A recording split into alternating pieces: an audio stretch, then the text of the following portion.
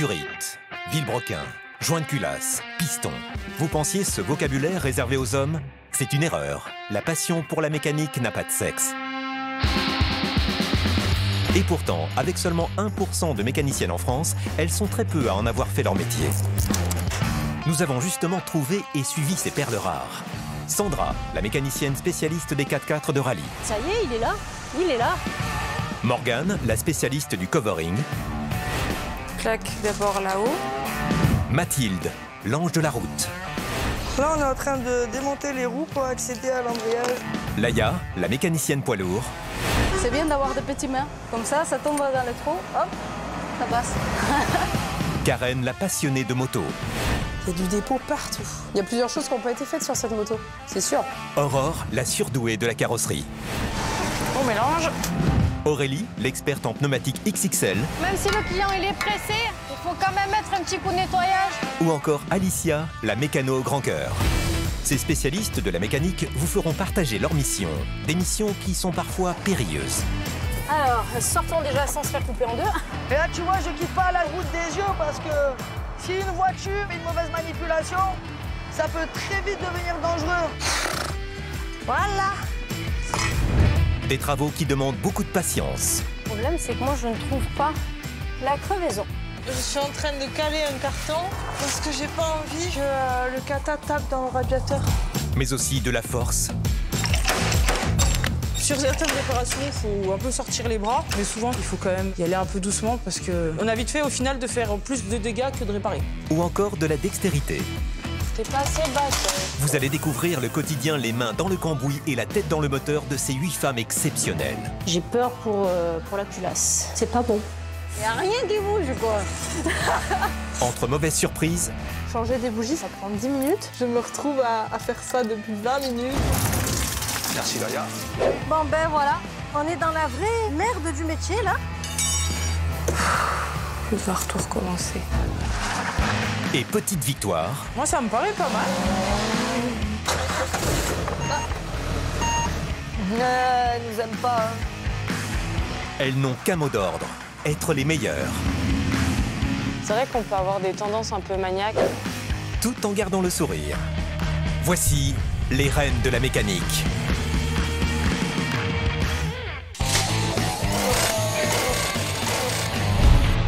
Pour nos reines de la mécanique, c'est l'heure de vivre des grands moments. Karen va nous présenter un projet fou, la réfection complète d'une moto. J'ai accepté ce projet parce que c'était quand même super de construire une moto complète. J'ai hâte que le propriétaire de cette moto puisse rouler avec, nous donner son ressenti, parce que ça, c'est génial. Aurélie, elle aussi, va vivre un chantier exceptionnel. Le changement de pneus sur un engin de génie civil, dont les roues dépassent les 500 kg et le mètre 70. Les accidents au niveau du génie civil, ça pardonne pas, quoi. On va pas juste se retourner l'ongle.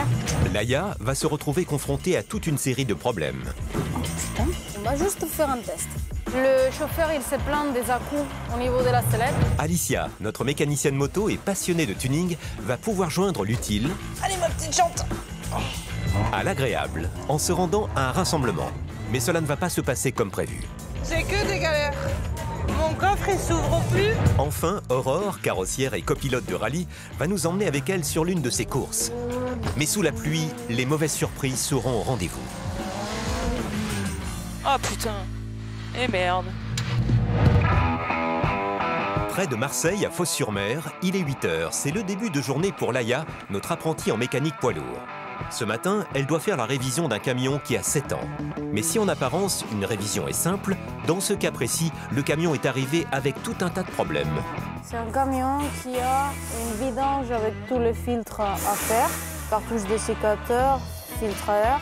Il y a un défaut d'embrayage qui patine à bas régime, un problème d'éclairage et il a des à-coups au niveau de la sellette, défaut d'eau dans les gasoils et un problème de ralentisseur, si j'ai pas mal compris.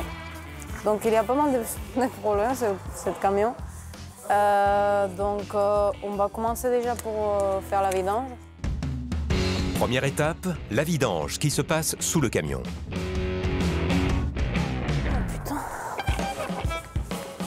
Putain. Plus facile à dire qu'à faire.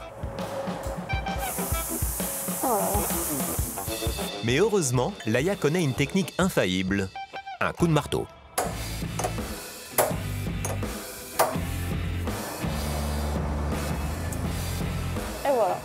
Donc là, ce que je vais faire, c'est que je vais laisser couler, parce qu'il y a quand même 36 litres. Donc je fais une autre chose en haut. Deuxième étape, remplacer le dessiccateur, un appareil qui permet de limiter l'humidité dans le gasoil. Et voilà, là on voit l'eau qui est stockée, pour l'humidité en fait. Mais la difficulté de ce petit contenant, c'est qu'il ne doit recevoir aucune poussière. Difficile au vu de l'état du camion. Voilà, je savais. C'est bon, et je remets.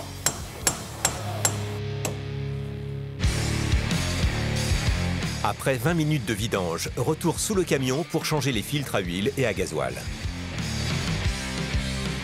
On a les filtres à gasoil, il est là. Ça, qu'il est débranché, c'est en fait mon capteur d'eau dans les gazoles. C'est un des défauts qu'il marquait apparemment sur les dossiers. Donc sûrement, c'est à cause de que mon capteur il est débranché. Donc c'est pour ça qu'il doit être en défaut.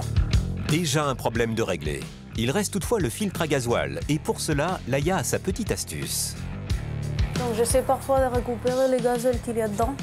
C'est pas pour rien, c'est juste parce que après, en fait, au moment du démarrage, si mon circuit il est vide, mon filtre il est vide, il a plus de mal à amorcer et à démarrer. Chose que si je l'ai rempli déjà d'abord avec mon gasoil, de 1, je ne jette pas les gazoles pour rien, et de 2, ça me facilite le démarrage.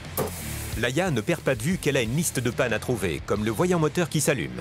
La révision a-t-elle résolu certains de ses problèmes? Pour le savoir, elle démarre le camion. Par contre, j'ai pas de voyant, moi, d'éclairage. Je sais pas pourquoi ils ont des problèmes d'éclairage. Enfin, j'ai pas des problèmes d'éclairage, moi. Sécurité active, ça c'est une autre chose. Aucun problème électrique trouvé ni signalé sur le tableau de bord. Place à la technologie pour savoir si le défaut d'embrayage viendrait de son usure. Là, je branche à mon ordinateur, je vais lancer mon programme et on va voir ce que ça va. On contrôle de l'usure de l'embrayage. Donc là, en fait, on entend le bruit d'air. C'est que le système d'embrayage est en train de bouger. Et avec ça, il est capable de calculer l'usure de l'embrayage. Et il va nous donner l'information ici. Ah, voilà. Donc il y a une usure de 3 mm. Donc l'embrayage, il n'est pas usé. A priori, pas de problème sur l'embrayage. L'usure est normale. Laïa passe au problème d'à-coups sur la sellette. Le chauffeur, il se plaint des à-coups au niveau de la sellette. C'est cette partie-là qui attelle à la remorque. Donc du coup, on va faire l'essai d'atteler une remorque et voir si vraiment il fait des à-coups ou pas. Du coup, on a regardé les jeux dans la sellette et on a trouvé que au niveau de la bague d'usure, que c'est cette pièce-là, elle est un peu usée. Donc du coup, il fait qu'il y a un jeu quand on accroche l'attelage. Donc du coup, on a commandé un kit de pièces pour pouvoir le remplacer. Cette fois, l'usure est flagrante et déclenche le problème. Et ce n'est pas fini. Il faut maintenant chercher dans les fusibles du camion si un court-circuit est à l'origine des problèmes de feu de ralentissement et de boîtier.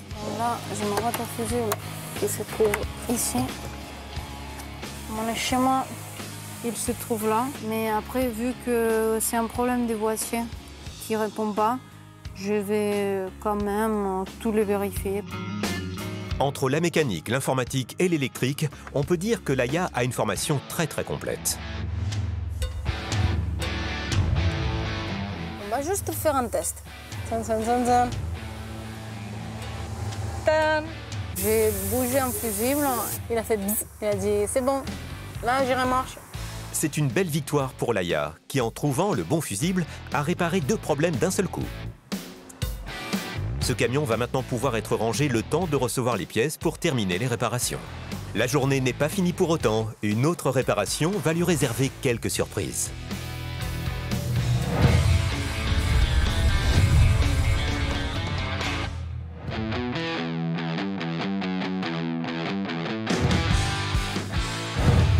C'est à Vedène, près d'Avignon, qu'Aurélie, 38 ans, travaille. Aurélie, c'est une perle rare.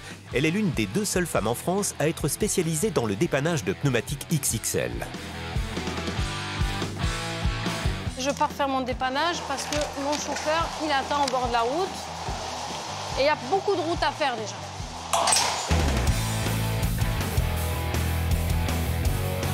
Aujourd'hui, il fait 39 degrés. La mission d'Aurélie, changer le pneu de ce camion dont il ne reste plus grand-chose. Mais le pire, c'est encore et toujours le peu de temps pour le faire. En fait, ce qui se passe, c'est qu'il faut que je lui pose sa roue de secours au plus vite. En fait, c'est pas très cool parce qu'en fait, le responsable de la station essence, en fait, n'est pas très compréhensif. Il ne veut pas que je lui bloque le temps d'intervention une pompe à essence, en fait. Donc, c'est un peu compliqué. Voilà, ça, je ne me prends pas ça sur la tête. Ça. Oh, mais c'est que c'est tout neuf, ça, dis donc. Donc, en fait, le chauffeur, il a éclaté sur l'autoroute, donc il a réussi de lui-même de sortir. Mais en faisant ça, en fait, il a littéralement tout explosé. Sauf que sa roue de secours, il y a tout qui est grippé, donc je ne sais même pas si je vais réussir à enlever quoi que ce soit. Pour Aurélie, les galères s'enchaînent et le temps presse. Elle doit sortir la roue de secours de son logement. Mais malgré le dégrippant et les coups de marteau, celui-ci reste désespérément fermé. Qu'est-ce que j'enlève?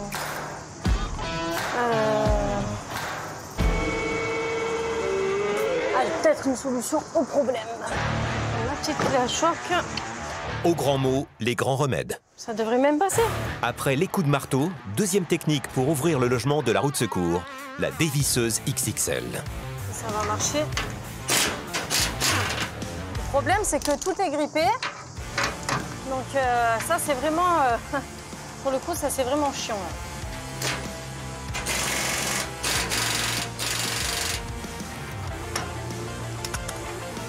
Non, c'est tout grippé, il n'y a rien qui vient.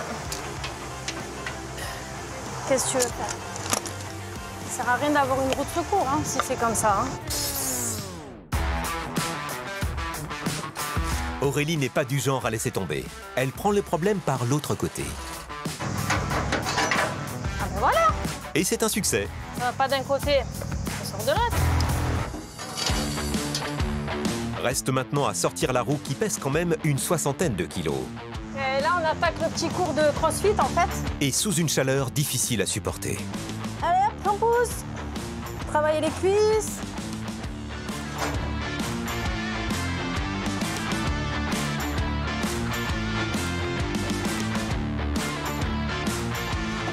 Voilà. Tout en douceur. Tranquille. Elle est déjà dépodée. Allez, ma belle, on y va. Ok. Hop. Allez, on va tout lever. Pour accéder aux pneus endommagés, Aurélie demande au chauffeur d'actionner les coussins d'air. Cette pièce, située au niveau des amortisseurs, permet d'assurer la stabilité et d'absorber les chocs. Dans le cadre de cette intervention, cela va aider Aurélie à soulever le camion. Là, je suis obligée de lever tous les coussins d'air de la semi parce que sinon, je ne vais pas pouvoir intervenir. Ma roue, elle ne sortira pas là-bas. Déjà qu'elle est dans un sale état, j'espère juste qu'il ne m'a pas éclaté le coussin d'air là-bas parce que sinon, il va rester là encore pour un petit moment, lui. Allez!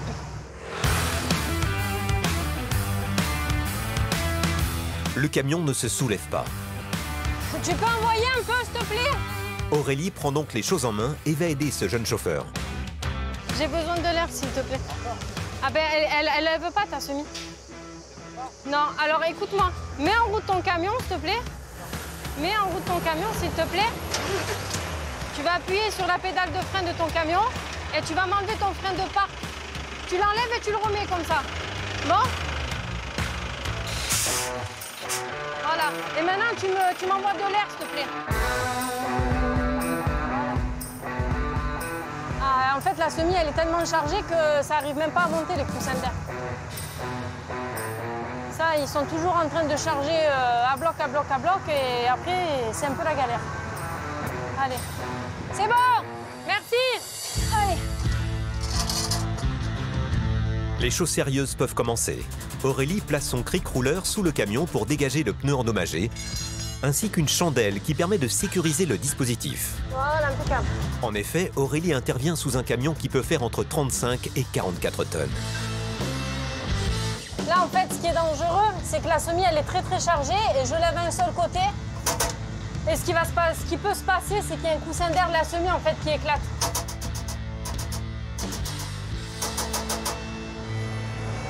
C'est le plus grand danger, là, en fait, c'est ça. Allez, on va tomber ça.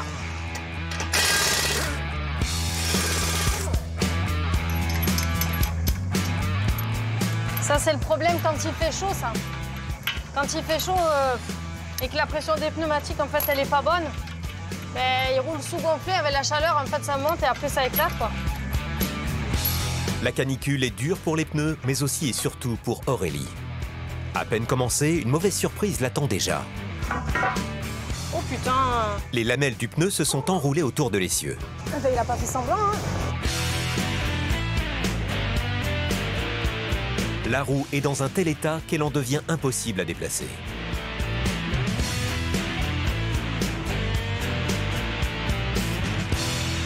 Et les mauvaises surprises ne s'arrêtent évidemment pas là. Qu'est-ce qu'il m'a fait, oh? Oh là là! Ah ben. Oh, mais il y en a encore là! Oh là là! C'est heureusement presque la fin des problèmes. Aurélie peut maintenant placer la roue de secours. Je pense que ça va me casser les pieds.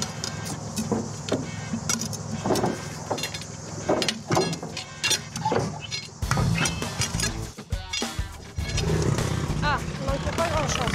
Allez, hop, on lève. On est pas mal là, non? Yes.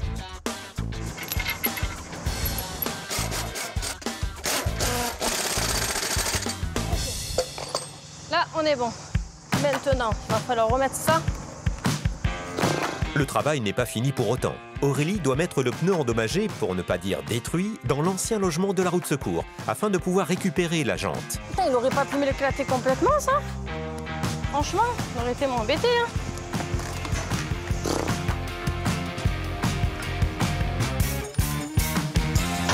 Ça a bien fait la merde. Et encore une fois, Aurélie a la solution. Un couteau.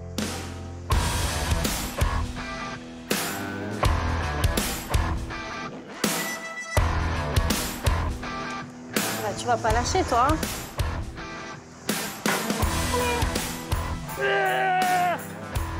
Allez! Yes! Bah voilà! Ok. Après 20 minutes d'effort, Aurélie va-t-elle enfin réussir à ranger le pneu? Alors là, c'est un point mort complet, là. Ah. Allez, ma belle, pousse! Voilà! Elle est pas belle, la vie, elle est magnifique. Mission accomplie malgré les nombreux obstacles. Il ne lui reste plus qu'à dégager son matériel pour permettre au chauffeur de repartir au plus vite. Chauffeur qui a chronométré l'intervention d'Aurélie. En fait, c'est pas le premier à me chronométrer. Hein. Il y en a beaucoup qui me chronomètrent. Faut voir si je vais plus vite que les gars, en fait. Ah, grosso modo, j'ai mis quoi? J'ai mis 30 minutes pour tout faire. Ok.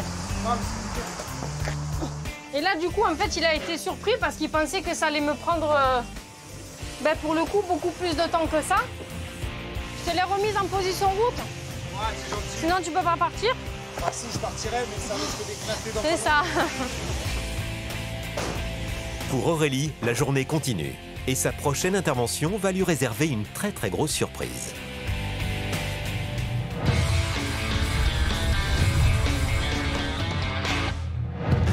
Dans le Maine-et-Loire, près d'Angers, nous retrouvons Karen, la spécialiste d'une marque de moto italienne. Aujourd'hui, elle a baissé le rideau de son atelier pour se consacrer à un incroyable projet. En effet, il y a 3 ans, un client est venu voir Karen pour lui demander de reconstruire sa moto de A à Z. Son nom, le prototype. Il y a un projet qui dure depuis quelques années, qui nous prend du temps, mais franchement, ça en vaut le détour. On a hâte de l'avoir fini. Du châssis au moteur, en passant par le guidon, Karen a été missionnée par ce client pour tout refaire et sur mesure. Au départ, ça devait juste être un monster qu'on chromait un peu de partout et qu'on nous mettait des belles choses. Alors, on a commencé à lui dire, bah, tu sais, nous, en soi, on n'est pas préparateur, on est mécanicien. Ça serait peut-être sympa si on faisait un moteur qui marche mieux, un moteur plus performant. Et il est d'accord. Donc, du coup, on a fait toute une préparation moteur. On a allégé les pièces moteurs, on a réalisé les cylindres. Sur ces moteurs-là d'origine, on a une bougie sur chaque cylindre. Mais en fait, sur cette moto-là, nous, sur ce moteur, on voulait mettre un double allumage sur chaque culasse pour avoir vraiment une combustion parfaite. Donc du coup, on a fait usiner aussi un autre orifice de ce côté-là, où on a justement rajouté une bougie. pour chaque cylindre. Donc on a 2 bougies par cylindre. Et parce qu'on est un petit peu fou, on a dit au client ce serait dommage de salir une belle jante comme ça. Ça serait sympa de mettre une courroie, même si il n'y en a jamais eu sur des Monsters, avec un système sur mesure, pas d'adaptation. Donc on a tout fait sur mesure. Courroie, la couronne et la poulie de sortie de boîte. Et puis c'est encore un bruit en moins quoi, sur la moto, puisque c'est forcément donc plus silencieux. Tout est revu en fait sur la moto. Ça va vraiment être incroyable, ça va vraiment être une moto de dingue. Pour cette moto unique, Karen a tout pensé personnellement et fait fabriquer les éléments un par un. L'étape suivante, c'est toute la partie électrique. On a fait le choix de voir le moins de fils possible. Donc tout sera caché, tout sera invisible, ou presque. Donc là, on est vraiment en train de faire ça, en train de mettre en place tout le faisceau. Et après le faisceau électrique, il y a la pose de la batterie. Là encore, cela a été mûrement réfléchi par Karen. C'est une batterie lithium qui a une forte intensité au démarrage parce qu'on a un moteur qui est quand même super comprimé. Donc ça, c'est important. Elles ont de super caractéristiques parce qu'en fait, c'est des batteries qui ne se déchargent pas si elles ne sont pas branchées. Mais si elles sont branchées, malheureusement, elles se déchargent et passées en dessous d'une certaine tension, elles ne fonctionneront plus jamais. Donc voilà, faut pas la choisir en disant « ouais, les batteries lithium, c'est la mode, alors j'en mets une sur ma moto ». Oui, enfin bon, si tu peux pas la débrancher et si tu peux pas la recharger régulièrement, ça ne sert à rien. Et cette batterie a la même puissance qu'une batterie qui serait plus lourde. Il y a aussi une autre pièce dont Karen est particulièrement fière, le réservoir et la selle en aluminium. Donc là, on a vraiment une belle pièce, une très belle pièce. Plus de bouchon de réservoir sur le réservoir. Et on remplira l'essence derrière la selle. Et c'est vrai qu'en fait, un bouchon, souvent sur un réservoir, ça fait verrue, quoi. Même si c'est bien intégré, eh ben, une fois que tu commences à faire une pièce comme ça dans l'alu, c'est plus joli d'enlever le bouchon. Après 3 ans de travail, la moto est presque prête. Le moteur est installé et le faisceau électrique sur le point d'être finalisé. Dans quelques jours, pour Karen, ce sera le test final, le démarrage de la moto. Donc voilà, prochaine étape, on roule.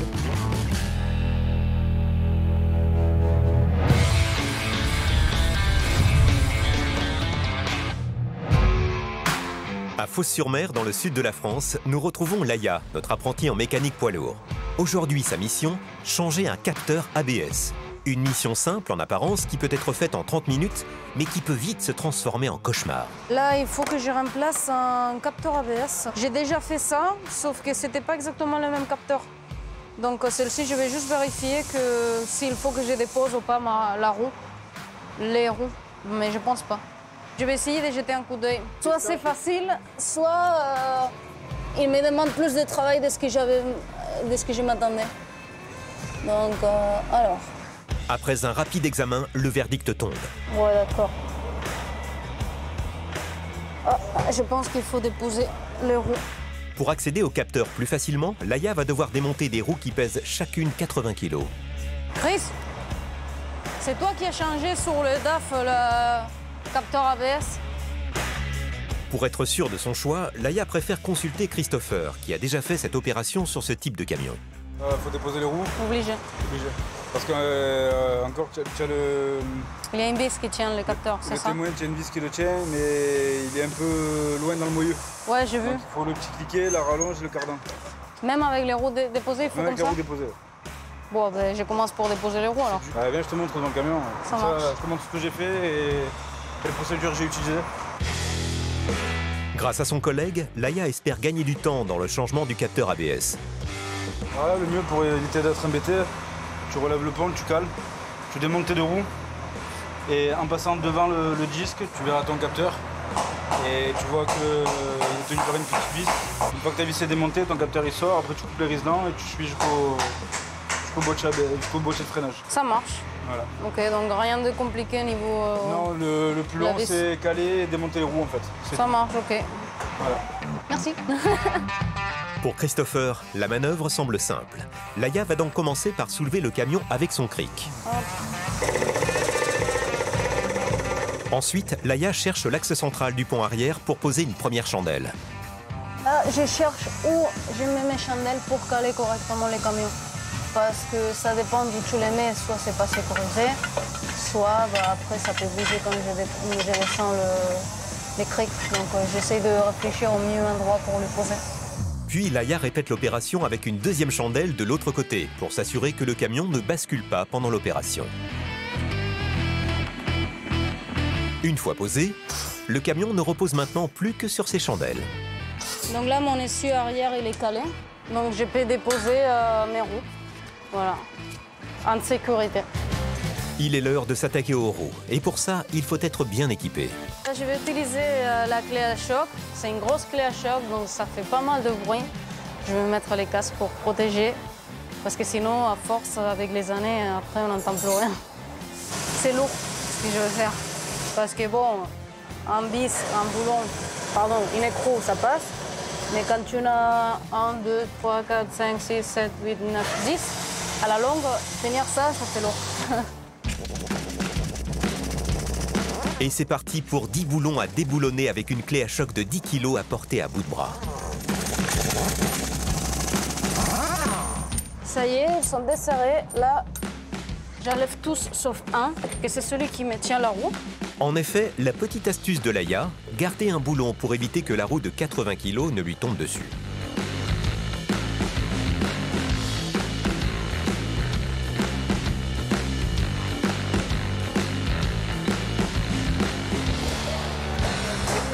Voilà. Et c'est parti pour la seconde roue qui doit sortir sans abîmer le moyeu central. En fait, il faut faire attention de que moi, je me fasse pas mal, mais de rien abîmer sur les camions non plus. Sinon, ça ne sert à rien. Après 20 minutes d'effort, les deux roues sont enfin sorties. Laïa va avoir beaucoup plus de place pour extraire le capteur ABS. On voit les capteurs qui ont cherché tout à l'heure. Donc, il est là. Mais il rentre là au fond. Tu vois, c'est un sort Bah oui, après là, je vois qu'elle est un peu plus d'accès, mais bon, c'est chiant quand même. Hein. J'ai un petit peu la technique si tu veux, je peux te le faire. Christopher a la technique, mais il a surtout les outils adéquats. En quelques minutes, il vient à bout d'une vis mal placée pour retirer le capteur. Voilà, celui-là. Merci, copain. Après, tu vas me le ticket, elle est là. Ouais, je te le ramène tout à l'heure. Merci. Il a plus de 10 ans d'expérience dans les camions. Donc c'est sûr que lui, il va avoir des astuces que peut-être un mécano que ça fait 6 mois qu'il est là comme moi, il n'a pas forcément ces astuces-là. Donc quand j'ai besoin de conseils ou de petits trucs, je lui demande à Christopher directement. Après 30 minutes, le capteur à changer est enfin sorti de son logement. Mais ce n'est pas fini pour autant. Là, je vais enlever tous les riselants qui tiennent les faisceaux, les câbles en fait, et je vais les remplacer pour les nouveaux. Il faut maintenant accéder au boîtier ABS qui se trouve sous le camion. Et dans ce cas, la taille de Laïa est un avantage pour se glisser dans les endroits normalement inaccessibles. Il faut être un peu flexible. Parce que, bon après, c'est moi aussi, parfois je prends des positions un peu bizarres. Les collègues, ils me regardent bizarrement. Je suis très souvent assise sur les roues et tout, mais vu que je suis petite, je peux rentrer facilement dans des petits espaces. Donc du coup, moi perso, ça me facilite le travail. J'ai pas mal au dos quand je suis comme ça, chose que si je serais penchée là-haut ou quoi, bah, je forcerais plus les doigts. Ça y est, c'est débranché, c'est enlevé. Une fois le faisceau débranché, l'opération touche à sa fin. Laïa peut remplacer la pièce, et là encore, plus facile à dire qu'à faire. En fait, je suis en face, mais quand je visse, ça visse pas. Donc je dois être légèrement décalé. Je vais pas la mettre en tordu, hein. Non, elle était dure jusqu'au bout la vis. Ok.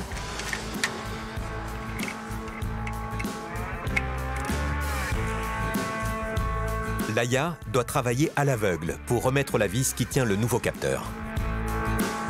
Ah bah voilà, il savait sortir parce que c'est au fond. Allez. Là, je vais voir avec la valise et je vais faire un essai routier après. Ça marche. Ben, Tu finis de remonter tranquillement, moi je vais connecter la valise. Ok, ça marche. Et on est bon. Oh. La valise électronique permet de vérifier que tout a bien été remis en place. Puis Christopher prend en charge le remontage. Et pour Laïa, c'est la fin de journée.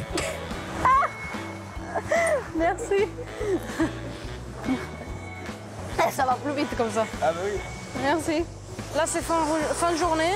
J'ai rangé ma caisse. J'ai posé toutes mes affaires où il faut. Je vais juste fermer la caisse la mettre dedans et c'est bon. Et on a fini. Je vais me laver les mains, les bras, les visages et je me change. Voilà. Bonne soirée. Après une bonne douche, Laïa peut profiter d'un repos bien mérité. Pour la jeune apprentie, il reste encore quelques mois de formation avant le diplôme. Mais une chose est déjà sûre, elle a trouvé sa voie. J'ai commencé la mécanique il y a 5-6 ans. Aujourd'hui, je me sens sûre de moi, je sens que j'ai plus de connaissances, que j'ai plus de liberté de faire des choses. C'est un métier qui me permet quand même d'évoluer à niveau personnel, apprendre des choses différentes et un peu plus. Si tout va bien, donc à la fin de mon stage, je souhaiterais rester ici. Je pense que je me sentirai bien.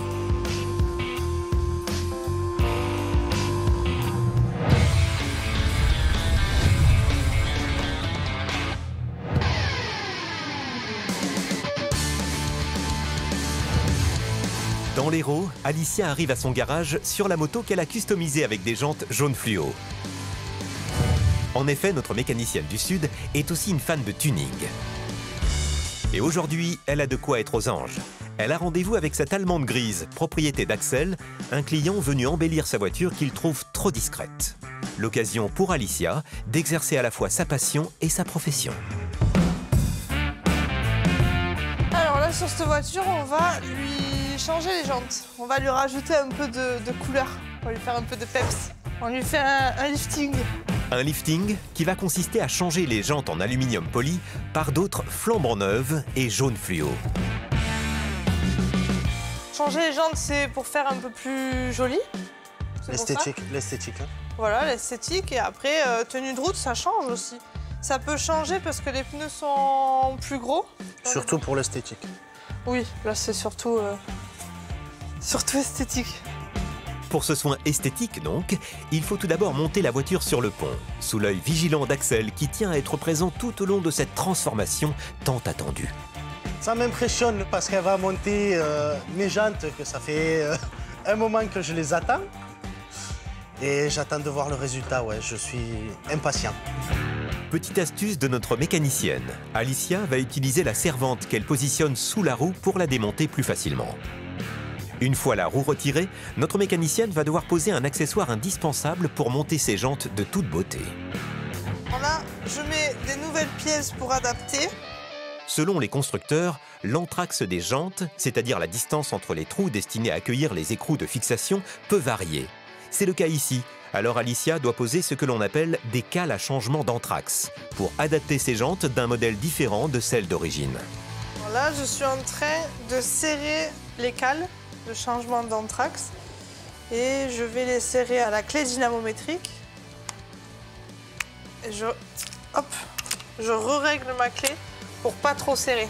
La clé dynamométrique va servir à ajuster la force de serrage préconisée par le constructeur de la voiture pour éviter de casser un boulon. Très simple d'utilisation, on entend un clic caractéristique quand on a atteint le bon niveau de serrage. Je préfère prendre plus de temps, mais que ce soit fait minutieusement, tout parfait. En plus, t'as mon client à côté, faut pas faire des bêtises. Allez, ma petite jante. Première étape. Ça te plaît? C'est canon.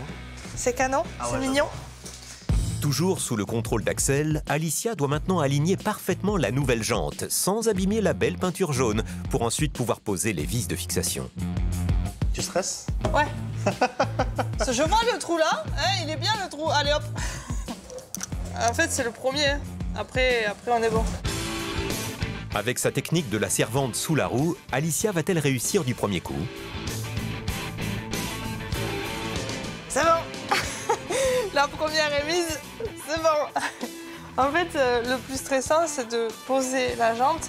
Quand la jante est posée, il faut enquiller le premier. Quand le premier est enquillé comme là, on peut la faire bouger, ça bouge pas. Donc, c'est bon, la partie stressante est passée. Il en manque plus 4. Pour Alicia, c'est un sans faute.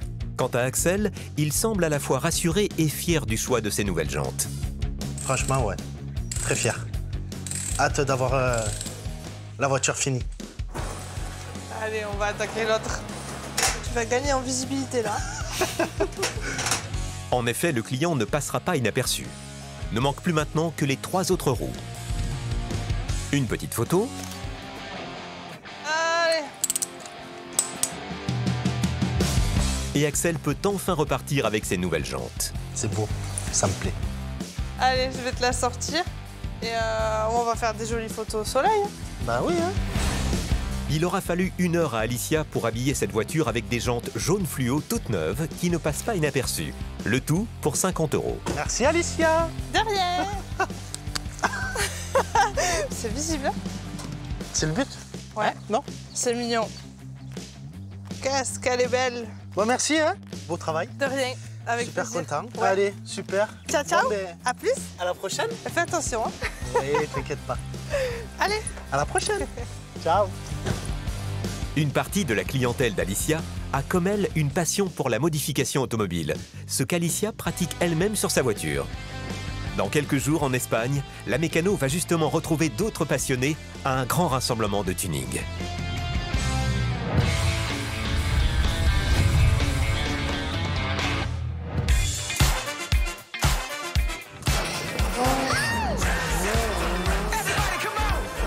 À Mâcon, nous retrouvons Aurore, notre gérante de carrosserie passionnée de rallye.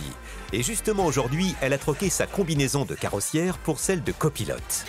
Habituée des rallyes depuis 12 ans, Aurore et son pilote arrivent sur les lieux de leur prochaine course. Cette course aura lieu le lendemain car le premier jour est réservé aux préparations et contrôles techniques. Et ça commence par la pose des autocollants réglementaires comme celui du numéro de la voiture. Bah là en fait on a un tracé de la voiture avec où coller les numéros. Alpine, plaque d'IMAT avant, je l'ai vu, il est là. Bah, le rallye, ça occupe la plupart de mes week-ends. Bah, au moins un week-end sur 2. Bah, j'ai toujours aimé les voitures de course, j'allais voir des rallyes en étant plus jeune. Et du coup, j'ai toujours dit qu'un jour j'essaierais. Bah, le problème, c'est que le jour où j'ai essayé, j'ai jamais arrêté.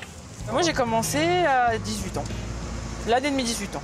Tu le mets où, à l'arrière ou à l'avant, qu'on mette des deux côtés pareils? Au-dessus, à l'avant, comme ça, là? Ouais, c'est quelqu'un qui est assidu. Elle sait ce qu'elle fait, elle sait ce qu'elle dit, donc ça se passe plutôt pas mal. Ouais, ça va où ça? Sur ta face. En haut à gauche. En haut à gauche. En haut à gauche. C'est de ton côté alors? Ben non, du tien. Ah non, moi c'est à droite. On a un problème, il connaît plus sa droite de sa gauche. Ah bah c'est l'autre droite. L'autre droite. Vas-y, tire à toi, encore un peu. Malgré son air désinvolte, Aurore sait qu'elle doit rester concentrée dans les prochaines 24 heures. Car un copilote, c'est celui ou celle qui a repéré le trajet et le connaît par cœur. Lors de la course, il a pour rôle de donner les indications au pilote. Mais ce n'est pas tout. Quelles sont les autres qualités pour être un bon copilote? Déjà, faut pas être malade en voiture. Déjà, c'est déjà pas mal. Après, non, faut être sérieux et puis... je veux dire, c'est pas quelque chose qu'il faut prendre à la légère parce que le pilote, il roule... Il va écouter ce que je vais dire, donc si je lui dis de tourner à droite et que c'est pas à droite, après il est pas bête, il voit la route, mais ça peut vite être quand même dangereux et avoir des conséquences assez graves. Faut savoir lire. Et savoir lire et droite connaître sa de droite de sa gauche, c'est ça. Hein Seb? Moi ça va. Moi ce que j'aime dans le rallye, c'est voilà, c'est toute l'ambiance, c'est le monde automobile, c'est l'adrénaline, la vitesse, c'est tout ça en fait. Une fois qu'on a essayé, c'est foutu, on est piqué. C'est quand même des sports qui restent dangereux. Donc j'ai pas du tout envie de monter avec quelqu'un en qui j'ai pas confiance. Et même pour moi, je ne prendrai pas de plaisir. Si à chaque virage, j'ai peur qu'on sorte, autant pas monter quoi. C'est une vraie passion. Mais bon, une passion qui coûte cher. Hein. Aurore a terminé la pose des autocollants. La voiture va maintenant partir au contrôle technique. Bon, juste contrôler que la voiture est bien conforme par rapport à notre classe. Après, en rallye, tout est hyper précis. Chaque voiture a une fiche d'homologation où c'est noté du coup bien noir sur blanc ce qu'on a le droit de faire et pas faire. Chaque modèle, on a le droit à un type de boîte à vitesse, ces choses comme ça en fait. C'est tout dans la réglementation pour la classe. Et c'est quelque chose qu'il faut respecter parce qu'après, on peut être mis hors course, donc disqualifié. Donc il faut suivre les règles. Le rôle d'un copilote, c'est donc de connaître la route par cœur, mais aussi de gérer les timings à la perfection. Il est 29, Seb. Ouais. Donc là maintenant, on va au vérif.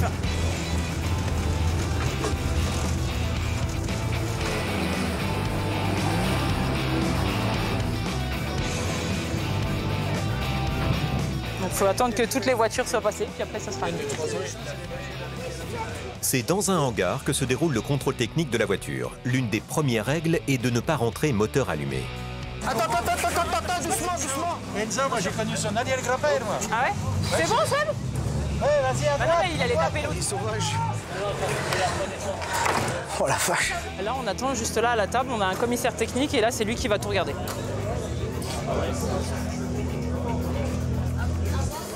Les commissaires techniques vont maintenant vérifier la mécanique, le moteur, la boîte de vitesse et les équipements de sécurité. Mais avant cela, Aurore doit montrer patte blanche avec la feuille d'engagement, à savoir l'inscription au rallye. Et c'est là que les ennuis commencent. Il faut la feuille d'engagement, il faut le passeport et mon collègue, il faut les feuilles sécurité. Ça, je les ai. Ils n'ont pas donné la feuille d'engagement parce que je devais payer l'engagement ici. Ah non, c'est là, mon avis. J'ai demandé, mon non. Parce que nous, c'est les techniques. Il faut une feuille où il y a ton numéro. Bah oui, il est là. Pilote, copilote. Donc direction le bureau d'enregistrement pour récupérer la fameuse feuille d'engagement. Moi, c'est la 50. On doit récupérer l'engagement. C'est la feuille où tout est noté dessus. La voiture, équipage, pilote, copilote. On en a besoin pour les techniques. Alors, Et je dois te payer l'engagement. et ton permis, c'est bon pour moi. Merci. Aurore a décroché le sésame. Espérons qu'il ne manque plus rien. Ah ben, là, tu mets les feuilles autrement. Quelle feuille? Les habits. Ben moi, je les ai, j'en ai. Sauvé. Aurore a bien la feuille qui atteste que le pilote et le copilote sont équipés de vêtements homologués. Il y a tout là. Ouais. Je peux fermer le coffre ou c'est... Oui, c'est bon. Ouais, c'est bon. Ouais. Eh ben pour moi, c'est bon. Oui. Merci. Voilà. Eh ben allez. Allez, ça roule. Ça roule, ou presque, car il faut pousser la voiture à l'extérieur. Là maintenant, on va mettre la voiture en parc fermé jusqu'à demain matin. Donc là, la voiture, elle reste là et on n'a plus le droit d'y toucher. Pour éviter qu'il y en ait qui trafiquent? Bah, qu'on modifie la voiture après les vérifications. C'est donc dans ce parking que la voiture va passer la nuit avant le grand départ du lendemain.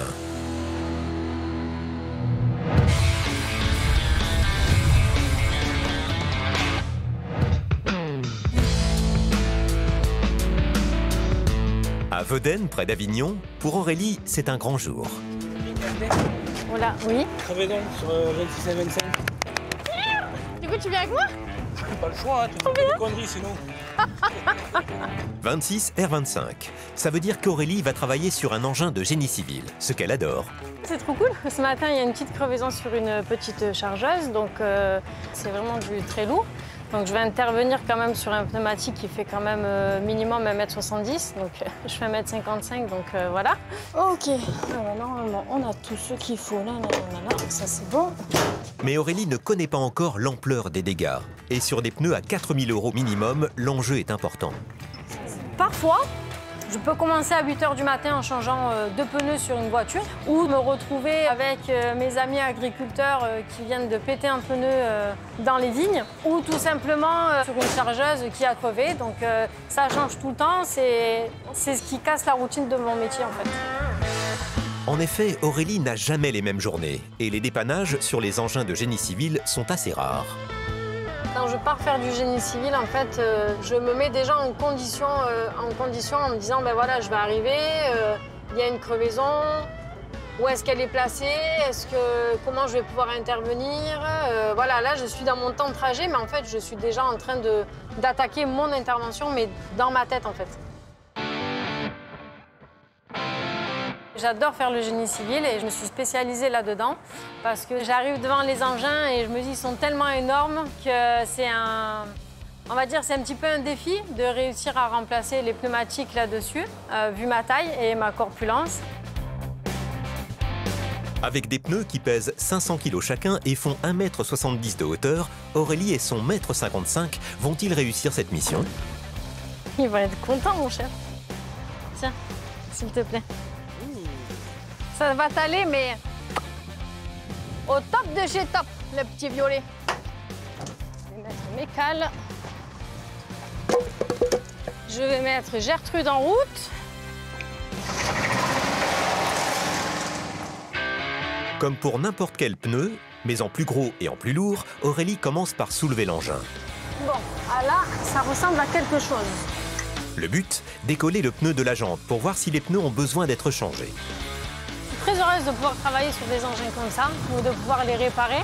Parce qu'étant une femme, c'est des dimensions qui sont énormes.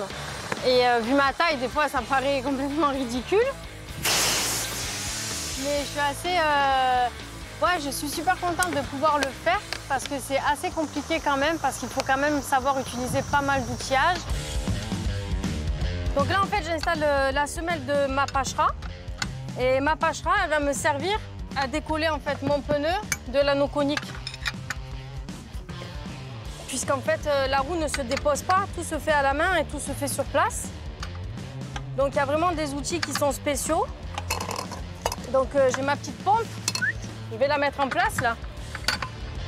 Avec 22 ans d'expérience, ces engins n'ont plus de secret pour Aurélie. En partie grâce à son mari et collègue Jonathan. Impeccable! C'est Jonathan en fait qui m'a énormément formé sur le génie civil. En fait, c'est lui qui m'a formé à 300%. Et c'est pour ça que j'aime bien quand il vient avec moi, parce que des fois je me dis j'ai encore peut-être encore un petit truc à apprendre. On va pas dire que l'élève va dépasser le maître, mais comme je dis toujours... toujours imité, jamais égalé.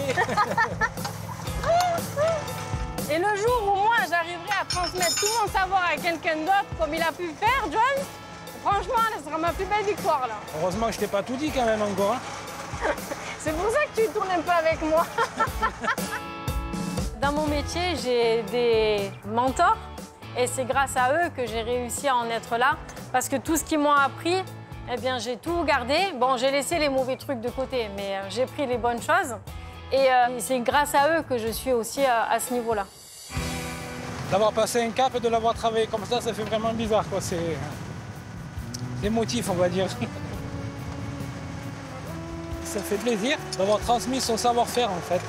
Une grande partie de son savoir-faire. C'est bon, il vient de respirer.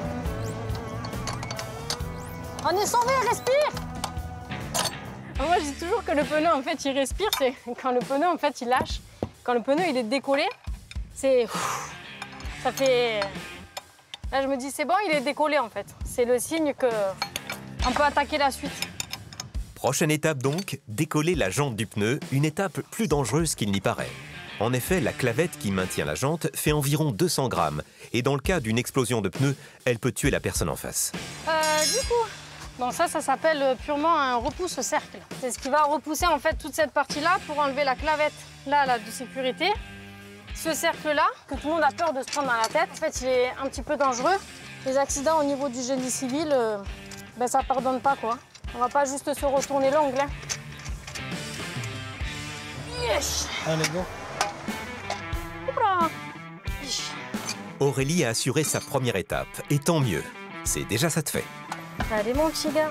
Voilà. Pour le propriétaire, l'enjeu du jour est financier. Car s'il faut remplacer le pneu à dépanner par un pneu neuf plutôt que de le réparer, cela coûterait dans les 4 à 5 000 euros. Quand on fait une intervention comme ça a un coût pour le client. Un coût qui lui reviendra toujours moins élevé que s'il avait été obligé de remplacer les pneus, ça c'est sûr. Donc c'est pour ça que moi je vais faire le maximum en fait pour lui sauver son pneu, parce qu'en plus il a l'air en bon état. Donc après il n'y a que quand je serai vraiment à l'intérieur que je pourrai voir dans l'état qu'il est le pneu. Là j'ai la chance en fait d'intervenir sur des pneus qui coûtent entre 4 et 5 000 euros quand même, donc il ne faut pas trop que je me loupe. Et si mon client en fait préfère que je lui répare, c'est parce que tout simplement c'est une opération qui va lui coûter entre 200 et 400 euros à peu près. Voilà, c'est une moyenne. Et moi je prends plus de plaisir en fait à lui sauver son pneu plutôt qu'à lui remplacer parce que ben, l'addition à la fin c'est pas le même quoi. On est bien là non peut-être? De quoi? Oh, on est pas mal là. Alors verdict, va-t-il falloir remplacer le pneu? Alors, maman, c'est de la merde, hein. À l'intérieur, il reste encore un petit peu du pack. Alors, le pack, c'est du produit anti-crevaison. Il y en a beaucoup qui travaillent qu'avec ça. Le problème qu'il y a, c'est qu'une fois qu'on a ça dans le pneumatique, ce petit produit-là, en fait, il a décollé toutes les autres emplâtres en fait, qui sont à l'intérieur. Pour le coup, c'est la surprise parce qu'il y a vraiment plusieurs réparations à l'intérieur à refaire, en fait. Donc, c'est le cadeau du jour, voilà. Donc, du coup, c'est la même merde parce qu'il faut tout nettoyer et en plus, c'est vraiment dégueulasse, hein, pour le coup. Si on n'arrive pas à sauver le pneumatique, c'est plusieurs milliers d'euros, en fait, qui vont partir à la poubelle. C'est pas cool parce que c'est un pneu qui peut être réparé. Mais malheureusement, il y en a qui sont passés avant, quoi. Enfin, pour le coup, c'est un peu chiant, quoi. Ouais, on va rester poli, quoi. Mais ouais, c'est la merde, quoi. Hein? C'est dégueulasse. Et là, c'est la partie un petit peu désagréable, en fait, de mon métier, là. Pour le coup, quand on tombe sur ça, en plus, ça pue. C'est une odeur qui va rester sur moi, malheureusement, toute la journée. C'est vraiment dégueulasse. Quand je fais ces genres d'interventions-là, pour moi, c'est comme si je relevais un défi, en fait. Il y a tout qui va pas, là. Je vais tout dégraisser parce que sinon, je vais pas réussir à poncer. Et ma colle, elle va pas tenir. Et l'emplâtre, elle va se barrer. Le problème, il est là, en fait.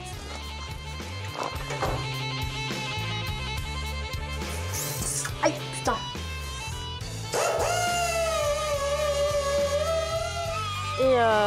Et du coup, ça prend beaucoup plus de temps que prévu.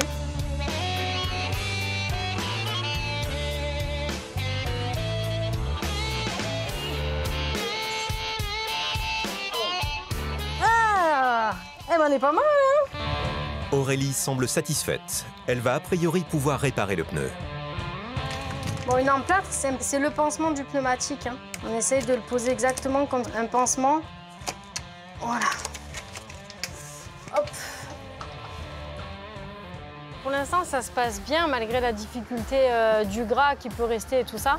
Donc du coup, là, j'ai fait mes 3 réparations. Et donc, j'espère bien sûr que ça va tenir. Du coup, là, John, il a déjà commencé en fait à nettoyer toutes les jantes et tout, parce que pour le coup, on a pris beaucoup de retard avec tout ça. Et il y a pas mal encore de travail derrière. Donc voilà, là, on va tout remettre en place. On va tout graisser, tout nettoyer. Et on va mettre à la pression. Et j'espère qu'en mettant à la pression, il y a tout qui va tenir. Ça, c'est... On va dire que c'est la petite angoisse, quoi. Ça va baisser, là. C'est bon pour toi? Faire le baisser. Le challenge maintenant, donc. Remettre ce pneu de 500 kg en place. Lève.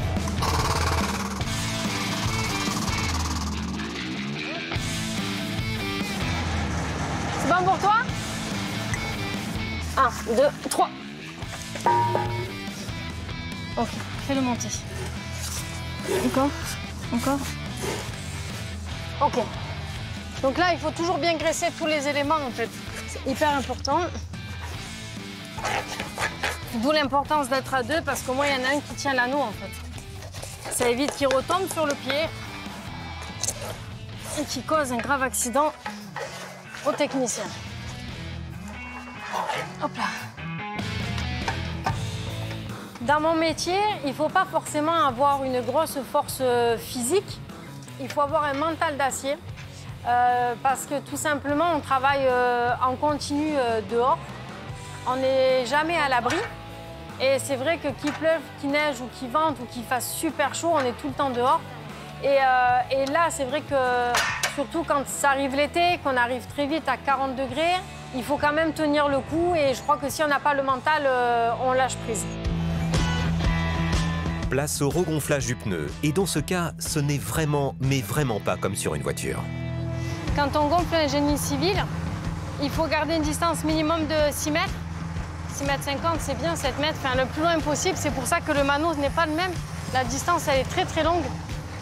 Parce qu'il faut surtout pas faut qu'on soit en sécurité si ça vient éclater. On va aller faire les tests, hein. La surprise. Et s'il y a des bulles, c'est que l'air, elle s'échappe. Ben là, j'ai pas de bulles, donc c'est que le travail, en fait, a été bien fait. Donc c'est cool. La mission, en fait, elle est plus qu'accomplie, là.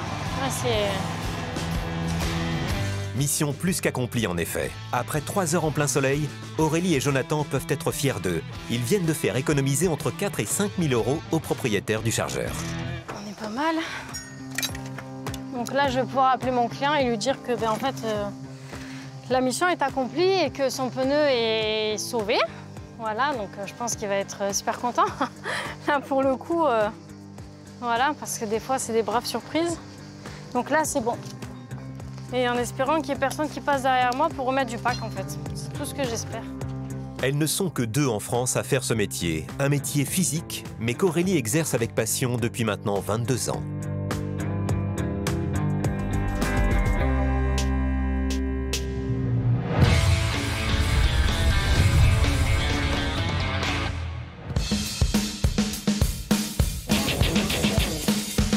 sud de la France, Alicia et son bolide sont en route pour l'Espagne, où se déroule un événement que la jeune femme attendait depuis longtemps, un rassemblement de tuning. Le but de ce type d'événement est d'exposer son véhicule. Et pour qu'il fasse bonne impression, cela commence par une petite beauté, évidemment. Alors pour les derniers préparatifs, je vais laver la voiture, bien la buissonner, parce que je vais aller l'exposer pour montrer un peu mon travail mécanique, esthétique, tout ce que je fais. Et Alicia tient à ce que sa voiture soit impeccable, même dans le détail. Vraiment les détails. J'ai du scotch, de la peinture, puisqu'elle vient de sortir de peinture. Et celui-là, ça fait au moins une semaine que je dis qu'il faut que je l'enlève. Et j'oublie. Trop de travail. Trop de travail. Je fais la voiture de mes clients bien et la mienne, la pauvre, j'ai pas le temps. Un petit tour par le lavomatique. Je la sèche parce que c'est important pour moi qu'elle soit brillante. Et en fait, l'eau, elle laisse des traces. Donc dans un premier temps, important pour moi, mais c'est aussi la vitrine de mon garage. C'est vraiment le travail que je fais. Donc, il faut qu'elle soit nickel. Elle va être vue. Et non, j'aime bien quand elle est toute propre. Et Alicia est prête à exposer son œuvre. Une voiture pourpre fraîchement repeinte. Quelques 230 km plus loin, à Blanes en Espagne, Alicia se retrouve au milieu de 400 voitures et 1000 visiteurs.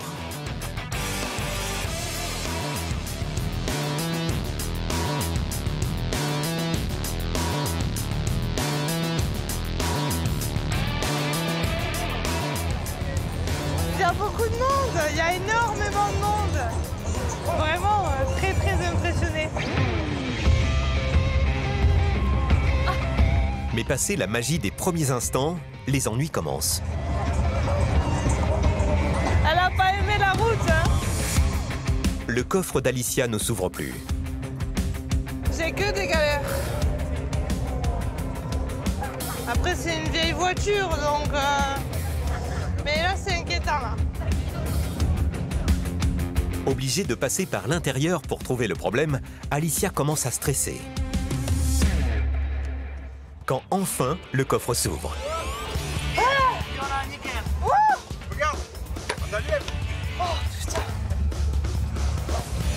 La gâchette est cassée, mais Alicia peut maintenant exposer la voiture sur laquelle elle a beaucoup travaillé. Ça va.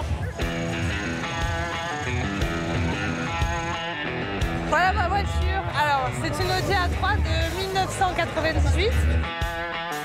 Je l'ai mis un peu à mon goût. J'ai changé les jantes, qui sont là. Et je lui ai mis une suspension pneumatique qui monte et qui descend. J'ai mis les bas de caisse, des petits bas de caisse en fibre pour faire un peu plus joli. Pareil à l'arrière, c'est les suspensions pneumatiques, ça se baisse et là c'est au maximum pareil baissé. Vraiment il n'y a aucun espace. Pour rouler, il va falloir que je remonte ma voiture avec ma télécommande à l'intérieur. J'ai fait un petit accessoire aussi. Petit accessoire couleur de ma voiture, c'est pour laver la voiture quand j'arrive en event comme ça. J'ai fait le coffre aussi parce que les suspensions, elles fonctionnent avec de l'air. Donc il faut une cuve d'air avec les compresseurs qui vont avec. Et en fait, les compresseurs alimentent la cuve en air. Et la cuve en air m'envoie tout dans les suspensions. C'est ça qui l'a fait monter et descendre. Hop. Dessous, c'est le petit secret. Il y a les compresseurs pour la cuve et ça, c'est un ampli pour juste quelques enceintes que j'ai dedans. J'ai fait les feux teintés en noir, les phares pareil. Je les ai changés, c'est des phares de phase 1. J'ai mis des phares de phase 2. J'ai le pare-choc aussi qui est modifié avec juste la ligne. Elle a juste le suppression silencieux. C'est maintenant l'heure pour Alicia de découvrir elle aussi les 400 autres voitures customisées du rassemblement. Rouge, vert, jaune, marron, avec ou sans méga-sono. Ici, il y en a pour tous les goûts. De quoi satisfaire notre dingue de tuning. Non, c'est cool. C'est autre chose que la France et c'est vraiment un autre état d'esprit. Ils sont super cool, les gens. Et les voitures, non, c'est bien. Ça va. Un moteur en particulier attire l'attention d'Alicia. Oh, c'est beau. Regarde, il a des paillettes. Tu vois, tu t'es foutu de ma gueule avec mes paillettes. Oui. Regarde-moi ça, là. C'est trop beau. Alors Alicia, la mécanique a-t-elle un genre? Qu'est-ce qui est féminin, qu'est-ce qui est masculin? Il n'y en a plus. Féminin ou masculin, finalement ce qui compte, c'est la passion et le travail bien fait. Incroyable. C'est beau.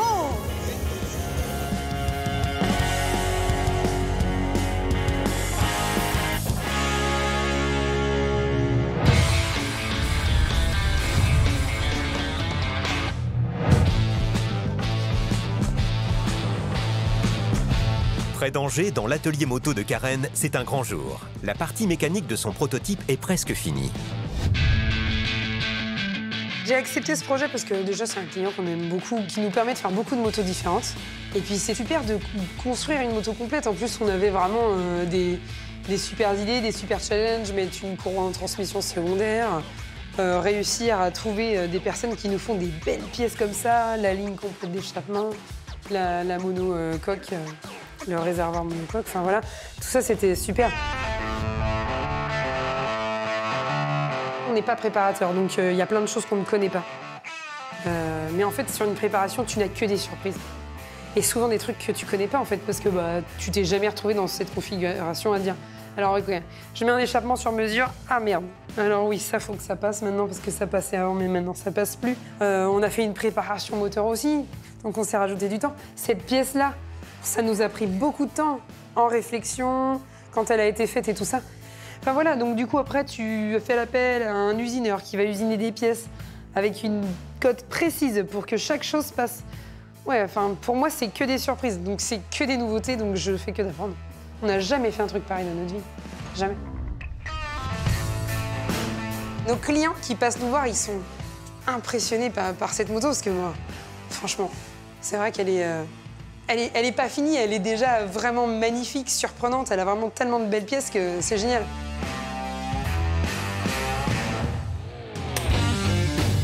Après 3 ans de travail, Karen va pour la première fois démarrer le moteur de son prototype. Hop, je branche. Je vérifie que j'ai rien dans la courroie. Ok. Ce qui est super avec l'installation qu'on a mis sur la moto, c'est qu'en fait, toutes les commandes qu'on a au guidon, les 2 commodos, gauche et droite, eh bien, les infos arrivent qu'avec un fil. Démarrer, clignotant, klaxon, phare, plein phare. Tout fonctionne avec un fil. Alors, verdict, la moto va-t-elle démarrer?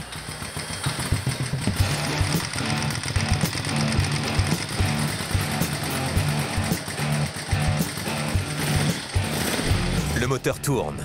C'est une grande victoire pour Karen.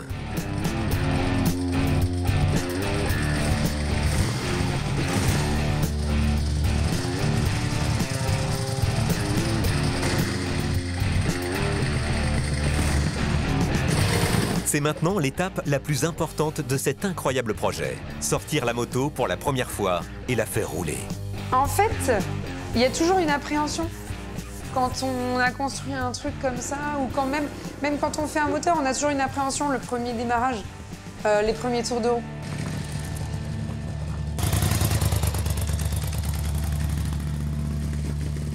Je roule, ok, c'est ok, tout se passe bien. Bon, on va mettre plus de gaz, on va freiner un peu plus fort. Le ressenti, il est bon, la moto fonctionne bien, elle est vive autant au niveau du châssis qu'au niveau moteur. J'ouvre un peu et paf, là, ça envoie tout de suite, tout. Elle est bestiale et elle envoie... c'est impressionnant, le freinage est top. Pour des premiers tours de roue, je suis plus que contente, vraiment. Ça va être quelque chose, cette moto.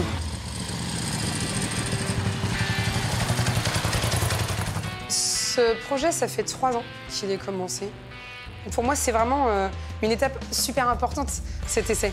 Puisque ça y est, elle roule, elle a ses roues, son moteur. Enfin, bien sûr qu'elle n'est pas du tout terminée, mais je suis contente. C'est bien, ça avance. Maintenant, j'ai des réglages de carburation à faire pour la rendre plus souple, plus douce en bas régime. Parce que là, pour l'instant, c'est vraiment brutal. Donc, il faut vraiment lui donner un peu de douceur, un peu... enfin, voilà, qu'elle soit un peu plus smoothie. Parce que là, elle n'est pas très smoothie, là. Elle est plutôt brutale pour l'instant. Mais c'est bien, voilà. Elle a le bon caractère de cette marque italienne, donc c'est chouette. J'ai hâte que le propriétaire de cette moto puisse rouler avec, nous donner son ressenti, parce que ça, c'est génial, de savoir vraiment ce que pense la personne qui va rouler tous les jours avec plus tard. C'est un projet qui est difficile, c'est un projet qui nous donne énormément de fil à retordre, mais ça ne peut être qu'enrichissant. Pour Karen, notre passionnée de moto italienne, faire rouler le prototype est une grande fierté. Elle a réalisé son rêve, imaginer, fabriquer et construire une moto dans son intégralité.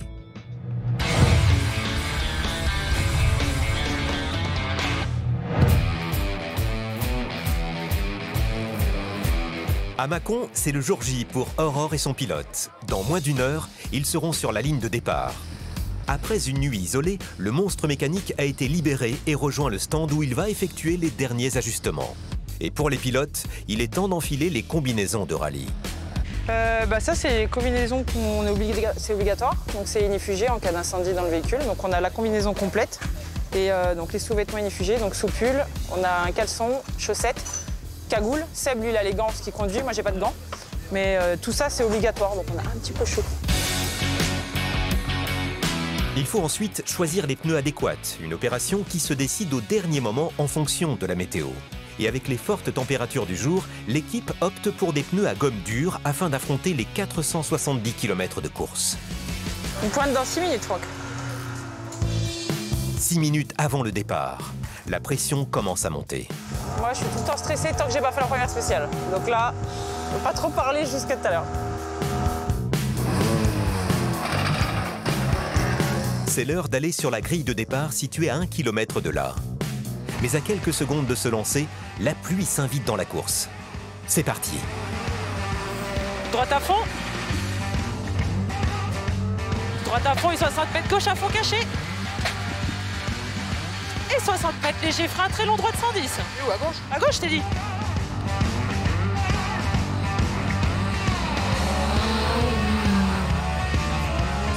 Ouais. Et droite à fond et gauche à fond et 40 mètres frein droite 130. Et 80 mètres droite à fond à l'arbre. Et 60 mètres droite à fond pas corde sur gauche à fond corde légère.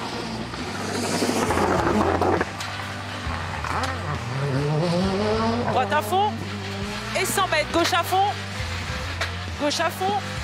et 80 mètres après. Et 60 mètres, droite à fond et 60 mètres, gauche à fond, corde légère. Alors que l'équipe roule depuis seulement 1 heure, un problème survient. Oh, qu'est-ce qui s'est passé? Il n'y a plus d'accélérateur. T'as plus d'accélérateur? Elle accélère plus? Non. T'as pété le câble? Ouais. Oh putain. Eh merde. Gare-toi où tu peux. Ça, fais gaffe derrière. Mets-toi devant le poteau. Le câble d'accélérateur a lâché. Impossible de le réparer sur place. L'équipe est contrainte d'abandonner. Eh merde. 30 minutes plus tard, retour au camp de base, mais en camion cette fois. Bah, du coup, on a abandonné parce que le câble d'embrayage qui est cassé sur la voiture. Accélérateur. Câble d'embrayage, oui, câble d'accélérateur. Bien joué. Non, câble d'accélérateur qui est cassé, donc bloqué dans la spéciale. Déçu? Fini pour nous. Bah ouais, déçu forcément, mais bon, on fera mieux au prochain. Hein. Ouais. On fera mieux au prochain. Comme ça, c'est les joies de la mécanique et du rallye. Pour Aurore, ce n'est qu'un accident de parcours. La carrossière passionnée de rallye sera certainement très vite à nouveau dans un baquet.